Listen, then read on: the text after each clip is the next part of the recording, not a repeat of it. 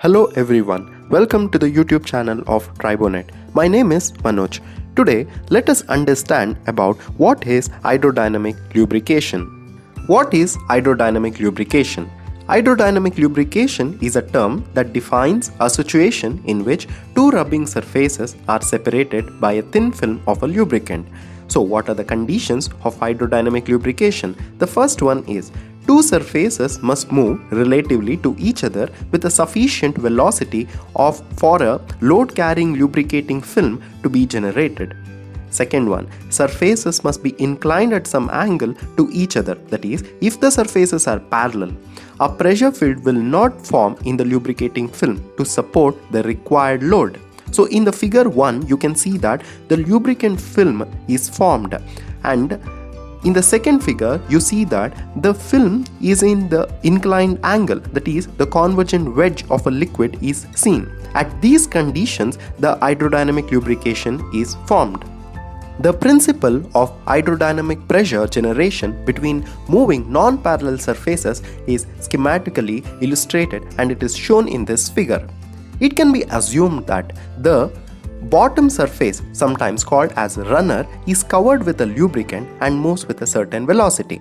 The top surface is inclined at a certain angle to the bottom surface. As the bottom surface moves it drags the lubricant along it into the converging wedge, and a pressure field is generated, as otherwise there would be more lubricant entering the wedge than leaving it.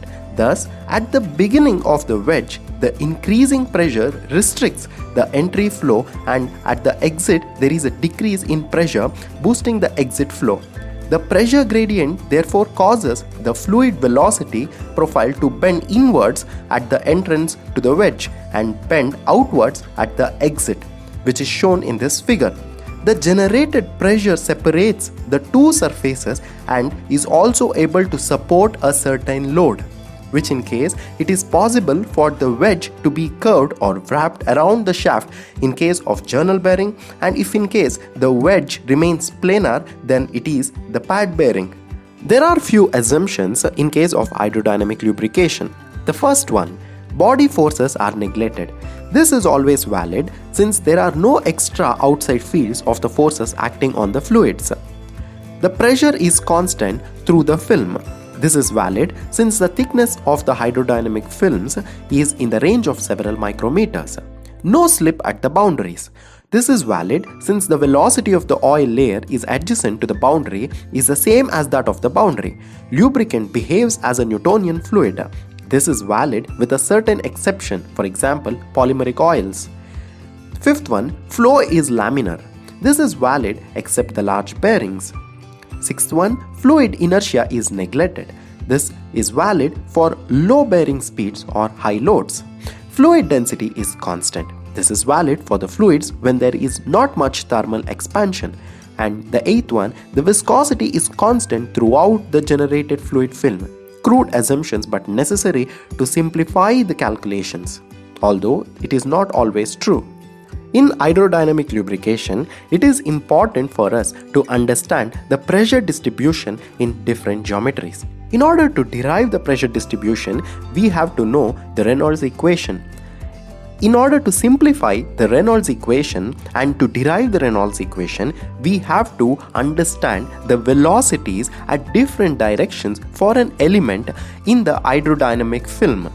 So, we are deriving the velocities for an element in an hydrodynamic film by considering an equilibrium of an element of fluid from hydrodynamic film. Say, P is the pressure, tau x is the shear stress acting in x direction. Since the element is in equilibrium, forces acting to the left must balance the forces acting to the right.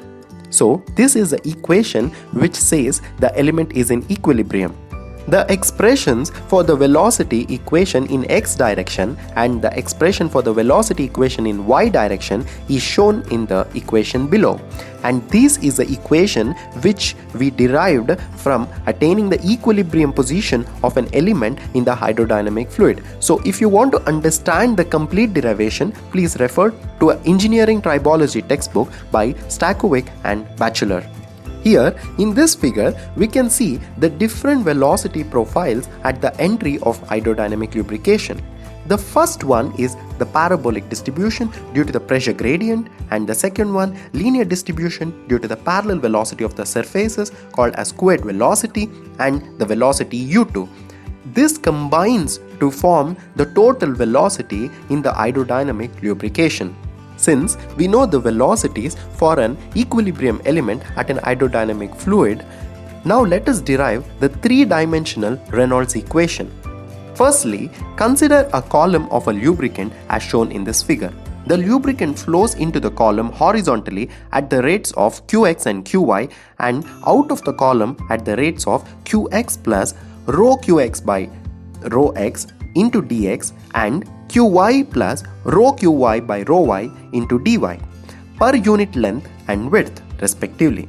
In the vertical direction, the lubricant flows into the column at the rate of W0 dx dy and out of the column at the rate of Wh dx dy, where W0 is the velocity at which the bottom of the column moves up and Wh is the velocity at which the top of the columns moves up.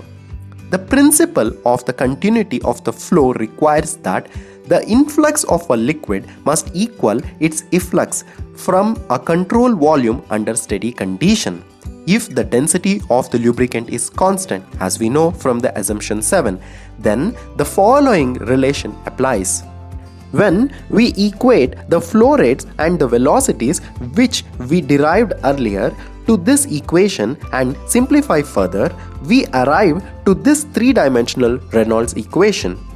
After deriving the Reynolds equation, let us understand the application of Reynolds equation. Why did we derive this Reynolds equation for the hydrodynamic lubrication condition?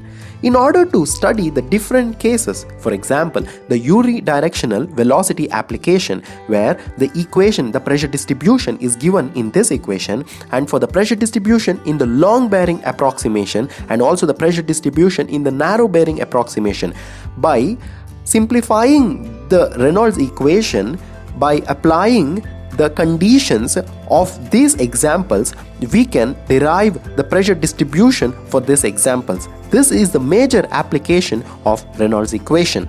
I hope from this video you understood what is hydrodynamic lubrication, how to derive the velocities at different directions for an element in an hydrodynamic lubrication, the Reynolds equation for hydrodynamic lubrication, and also the three-dimensional Reynolds equation and its application. So, if you want to understand the complete derivations for the Reynolds equation and also the further derivations which I have mentioned in the slides, please refer to this textbook, Engineering Tribology by Stakovic and Batchelor. Thank you for watching this video, and in order to get the more information on the topics related to tribology, please visit our website www.tribonet.org and also follow us on our social media pages on Instagram, Facebook, LinkedIn. Also, do not forget to subscribe to our YouTube channel Tribonet.